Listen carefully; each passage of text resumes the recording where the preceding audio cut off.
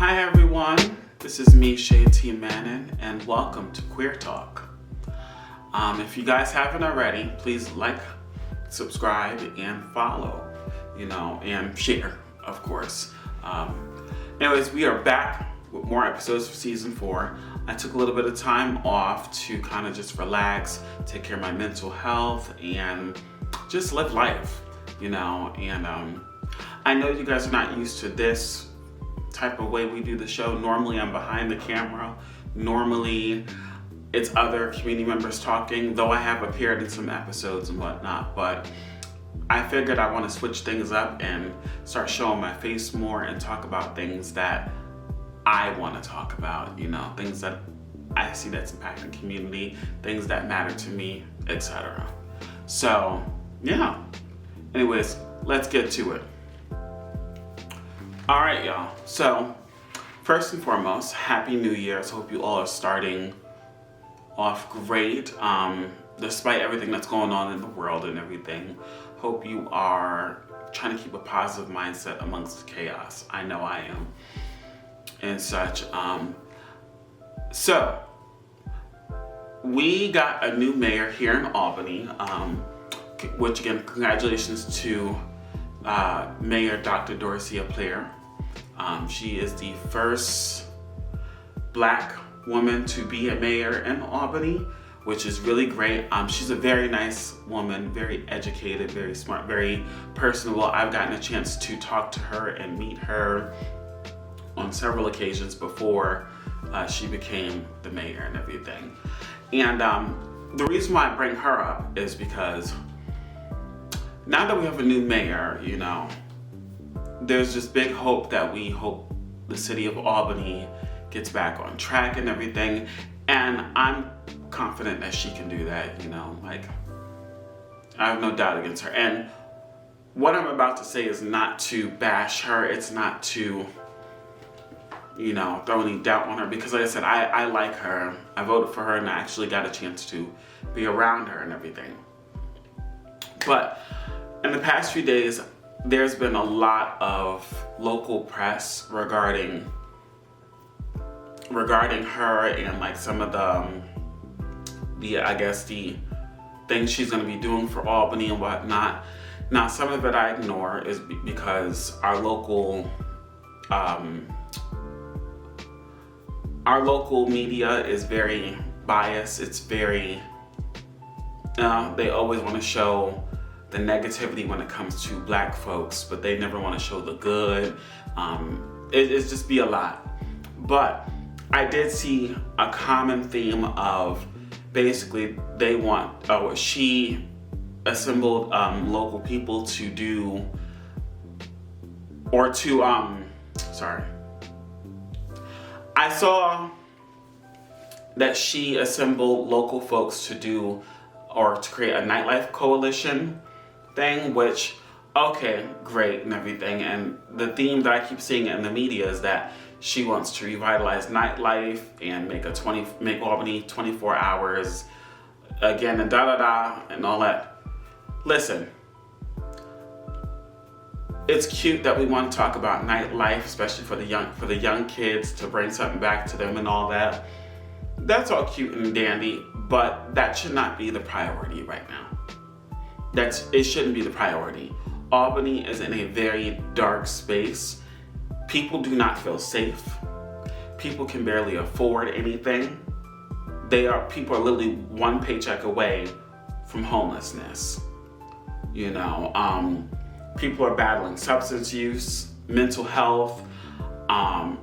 It's just so much. And I'm like, we don't need to focus on no damn nightlife right now. We need to focus on fixing Albany, fixing the safety issues, basically focusing on public safety, affordability, and helping people that are in need before we start getting to nightlife shit. Because there's no sense of having a nightlife if nobody feels safe and nobody can afford anything. And not to mention, you're talking about making Albany a 24-hour, thing again. First of all, we ain't even got the people here like that. Most people left Albany years ago. They got tired of this place when they got the opportunity long before COVID, and during COVID, they left. And I don't blame them. You know, such, even if you look at how Albany, like the press of Albany, if you go on TikTok and you type in Albany, New York, the first thing that pops up is this guy from TikTok. He came here and he dogged this place out. Then you also have other like college kids or whatnot that came here and they talk bad about this place. Then you have the WNBA, or the women's basketball, whatever the hell it is, yeah, WNBA. They bash this place too. You also have celebrities like Cardi B and a few others that bash this place, and rightfully so. You know, this place is not safe. And so I came on here today because I really think that the priority right now should be public safety, affordability, and providing resources to those in need.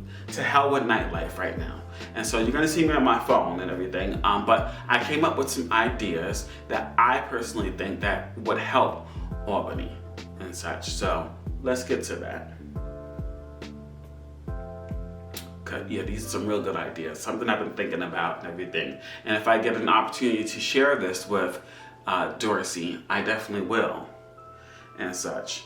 By the way, if you notice my eyes are crossing and whatnot, my glasses broke. Normally I wear glasses, but my glasses broke. I'm highly upset, okay? But nevertheless, you know. All right, so here's the deal. So some of the ideas I thought about and I look at what's all going on that we really need to focus on is, number one, in order to get Albany back to where it could be for potential, we need to focus on the youth, because a lot of the crime that's going on here in Albany is done by the youth, teenagers and young adults. The ages that I've seen that are committing the crimes are from the age of 12 till about, I want to say in the early 20s and such. Yeah, so we need to focus on that group. And what I thought about was, number one, investing in more youth centers and programs, especially after school programs. I think this is important because once upon a time, Albany had several boys and girls clubs. They had them in each neighborhood. They had one in the Third Ave Project, which is the Cleveland Story Project for Albany Housing. They had one in the Arbor Hill. I believe the one was in the Arbor Hill. Don't quote me on that. Because I know it was Cleveland Story, it was Mount Hope.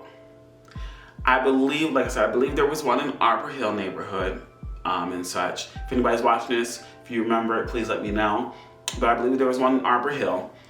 There's also one on Delaware Avenue here in Albany. That one is still active, but all the other ones are gone. You also had the Weed and Seed. There was another one, and if I remember correctly, it's been a while, my memory is not all that good, but if I vaguely remember, there was another one back in the early 2000s that used to be on Elizabeth and Alexander. I believe it was in that building, which I think now might be a halfway house or something like that. I don't know. But I remember that they were right there and they used to work with the youth and everything. There were a bunch of other youth centers and programs and like after school stuff. We need to bring that back. These kids have nothing, okay? And then I know that they just opened a new youth center, which I think is great. But just having a couple, like 2 of them, is not enough. And especially a lot of people can't even afford the fees that come with that, you know? Because it costs a lot. At least with the Boys and Girls Club, from what I remember, you didn't have to pay and whatnot. And it was a really great space where it kept the kids off the streets. I know I benefited from it and everything. And there were staff there that actually really gave a damn about the kids. And so we need to figure out a way to invest in some more youth programs, youth centers, for the young kids, for the teens, and also for young adults.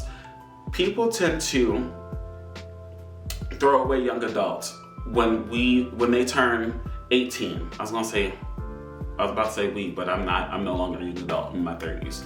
But people tend to throw away young adults by the time they turn 18 as if they don't need guidance, and they need guidance because they are also vulnerable as well. They are also the ones out here committing crime and everything and getting in trouble. And so we need stuff for the young adults too. You know, these kids have a lot of pent up energy and aggression and all that stuff that they need to channel in a proper way. Also, what about, which goes into my other part, is creating more mentoring programs for both, you know, the youth and the teens and young adults. Well, I don't know if Albany still has them or ever had them or whatnot, but what about bringing back some mentoring groups or bringing mentoring groups and such? These kids have no guidance. They don't have anybody to really look up to. And no disrespect to the people out here that are community leaders out here, not all of them are good representation for everybody, especially being that the show is called Queer Talk. I want to talk about the queer youth. We have a lot of queer youth here, and while, like I said, some of these people are great and they're well known, they are not of the community. They do not know the life of being queer, especially if you are Black and queer. They don't know nothing about being a Black queer person living here in the capital region. They don't understand our lives and our struggles and our journey. And so one of the things I was thinking about, if, you know, in the perfect world, I'm thinking, in a perfect world, right? Creating some mentoring programs or some big brother, little brother, or big sister programs where you can tap on a lot of the local leaders, both LGBTQ and not, and give them a stipend, because the reality is that ain't nobody trying to do this for free and stuff like that. It has not benefited anybody. You want people to provide a resource and you really want change, you gotta give people an incentive, you know, to make this right, especially after our former mayor had screwed everybody and there's a lack of trust and everything, which is another thing she's gonna have to do. She's gonna have to rebuild trust, rebuild relationships with law enforcement, with community, etc. That takes time. It's not gonna happen overnight, even the stuff I'm listing. But going back to what I was talking about, creating some mentoring programs, giving people an incentive or a stipend to mentor these kids, get them, you know, off the streets and help them, give them some guidance, somebody to look up to. And before people say it, talking about the organizations and whatnot, these organizations might be lovely, but they do not come in. They are not, how do I say this? They might be in community, but they are not in community with us. You know, some of these organizations, they do a lot of good work for the community, but when they clock out, a lot of them are not for the community. You do not see some of these, a good amount of these organizations coming into the hood. You don't see them coming on to Grand Street, First and Judson. You don't see them coming on to Clinton Avenue. You don't see them coming on to Sheridan and, you know, Second Avenue and all the other hoods in Albany. You don't see them coming on. You don't see them coming to Arbor Hill and whatnot like that. So we need to not just fully rely on the organizations. You can also tap on to people who are in the community that have ties to the community, that actually live in these communities. I'm one myself. I work with a lot of the young adults in the LGBTQ community here in Albany. I also know people like Cat So Poetic, who is an entrepreneur. They have their own barber business. They're also an artist. You have people like DJ Hollywood, who not only is a award-winning DJ here in Albany, he also has the More Music, Less Violence program, which works with a lot of the local artists, especially a lot of the kids, to give them a platform to perform instead of being on the streets committing, you know, acts of violence or getting in trouble and whatnot. There's a few more people that are not coming to my head right now, but these are just some people that I'm thinking of, you know, right now. Those would be great people to tap on, you know, to, you know, give them something to be a mentor to some of these kids that we already do it anyways and such. So there's something like that. Another thing is, which also goes back to working with a lot of the actual community leaders that are not tied to any nonprofit or whatnot. Why don't you work with the people who are out here creating events, on their own, and create some type of outdoor game, or outdoor event for people. Hell, you know what we should do? Let's get a damn kickball game going. Let's get a field day going. You know how great that would be for people? Especially if the City of Albany and our elected officials, they come and support without trying to take it over and stuff like that. But y'all let the community come and do this together, and y'all come and, support by giving us funding or all this stuff, And like I said, this isn't a perfect world. I don't know the full ins and outs and everything and all that shit. But I know something has to change, and trying something new. Let's get something started for these kids. Let's do something different. Let's figure out something. But these kids need help. These kids need to be a priority. They're lost. They're out here. They don't have anything. And so that's number one. Number two is addressing public safety and being proactive. What I mean by that is, we know that every year, right now it's winter time, so shit is kind of quiet. But as it gets warmer, as the year goes on and starts to hit summer, we know that that's when shit picks up when it comes to crime, right? And so something I've always said is that if we know that crime picks up as it gets warmer, especially as it goes into the summer, and if you watch Albany Police page, you notice that all the crimes are happening in specific neighborhoods every year.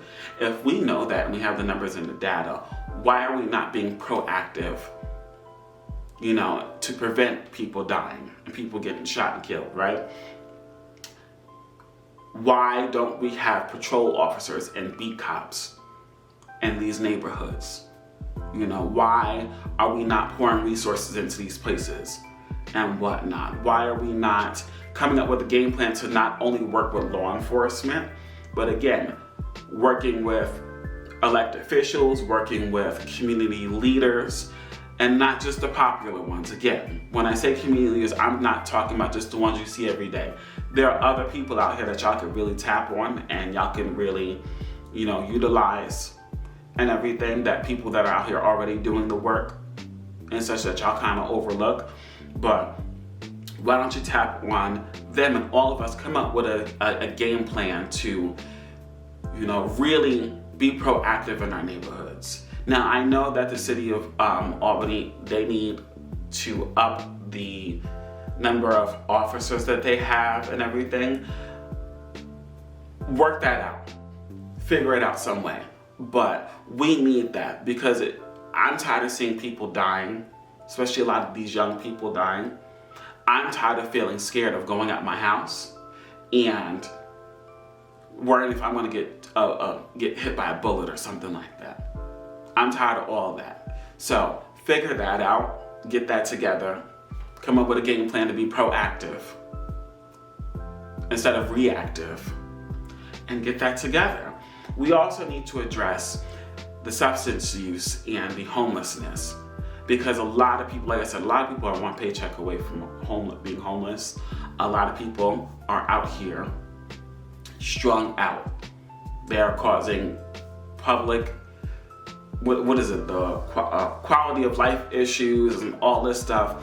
There's people out here really terrorizing folks, especially the panhandling shit. Lark Street used to be one of my favorite neighborhoods in Albany. I can't stand going over there, because by the time I hit Lark and Madison, or even coming from Washington and Lark, as I go either way, going up or down Lark Street, I'm usually fucking harassed by 20 people asking for change and money and just like chasing people down, like being a whole goddamn nuisance and such. Y'all need to figure something out. Get it together with that, because y'all talking about making Albany a 24-hour city again and bringing back nightlife. Who the hell wants to deal with that? Who wants to go out and deal with people strung out in front of the corners, dealing with people, harassing people and the freaking, all this stuff. Like, get it together. Get it together. Sorry, when I get passionate about things, I start stuttering and whatnot, because I actually give a damn. And this is stuff I've been saying. We need to figure that out before we start talking about nightlife, bringing back lights in the park and 24 hours. You got to make people feel safe. It's just the reality. You got to make people feel safe. You got to make people want to come out. You got to make people want to come to Albany. Right now, Troy and Schenectady are the places, or even Saratoga, are places that people want to go. Nobody wants to come party in Albany, hell, even the residents. And like I said, people also can't even afford it. We can't. So worry about that shit. Fuck nightlife right now. We don't care nothing about that. Because there's ain't nothing worth going out for nightlife anyways, and it makes no sense to focus on that, especially that being the first thing that you're announcing, if people ain't feeling safe. So let's focus on that first, okay? And I tie the youth situation. Oh yeah, so I'm just making sure I'm covering my bases. But yeah, I basically addressed everything, but I'm just sick of all this, and I'm trying to stay cautiously optimistic. I'm trying to give folks a benefit of the doubt, especially because she just got into office. So this is not to attack Mayor or Player. This is not to, drag her or anything, because like I said, I actually like her. She's a really nice, like I said, she's really nice, and she actually does listen and such. But being that this is a whole new thing, people are already addressing it online. I had the same conversation online the other day. I just figured I'd make a video so that way my words weren't construed. There's other people talking about they need to focus on safety. That also includes the situation with ICE that's going around all around the world, with them, doing a lot of illegal stuff, killing people and everything. We also need to focus on that, because pretty soon that stuff can and will hit Albany. I mean, ICE has already been here anyway, so let's focus on that part, and then everything else will fall into place. I don't give a damn about nightlife. I don't give a damn about, lights in the park or all this stuff when people need help. So that's that. That's my concern. That's the concern of most people. As much as I would love to go back, to having stuff open 24/7, because Lord knows I miss shopping at 3 a.m., okay? There was nothing like shopping at 3 a.m. I had peace and quiet. I had to be around people and whatnot, but that was different times. This is way before COVID. This is in 2014, 2015, 2016, and all that. Back when it was actually comfortable and safe, and people, we had the people, we had the businesses and everything open during that time. Post-COVID lockdown, nobody's trying to do that. And as somebody who also works in the restaurants, I don't even feel safe being out at night, coming from the restaurants working, because it's not safe. It's not. So you really think that people are going to want to work past the times that are already, set for restaurants, and possibly getting attacked? Come on. And then, especially we're talking about Lark Street, which seems to be the focus for whatever reason. Nobody's trying to go on Lark Street at all. And it's sad, because it was one of the popular areas. But nobody's trying to go on Lark Street. Nobody feels comfortable going over there. Address the issues at hand first. And I'm going to keep saying that. Address the issues at hand first before you start talking about nightlife, before you start talking about any of this other bullshit. We don't care nothing about that. There's no sense of having nightlife if you ain't got the people coming. Address that first. Then when you address that, everything else will fall into place. Because I'm going to make another video about nightlife, specifically queer nightlife, and the changes of that, and what I would like to see with that. I'm also going to say this, the whole coalition of nightlife people. While I think it's great you got people who work in nightlife, I'm curious of how are they taking or how are they surveying people and such like that? Because some of the people, again, half of them don't even come to these areas, and this includes a lot of elected officials. They don't come to certain areas. They don't be talking to a lot of people. And if they are, great, but I want to know how they're surveying also to get information back to the mayor about what are the issues and everything. I want to know that. Who are they talking to? And especially if we're talking about, queer spaces and whatnot, who were they talking to on that? Because I didn't see not one person on the nightlife thing that was LGBTQ. I didn't. And for me, I don't go to straight bars. That's not my style. That's not my ministry, okay? But nevertheless, we need to be talking about all that stuff, all the different nuances and everything. So, again, I am looking forward to seeing what she's going to do with this city under her administration. I'm looking forward to, just all this stuff. But we need to focus on the issues at hand to make Albany a better city, making it a safer city and affordable. You cannot, to hell with nightlife. We don't care nothing about that. Focus on the other stuff. And that's all I gotta say.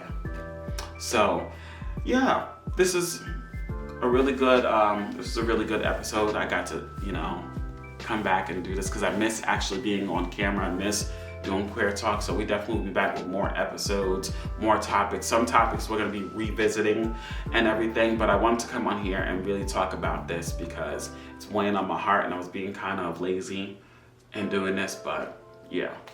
So thank y'all all. I will talk to y'all later. I'll see you soon. Bye.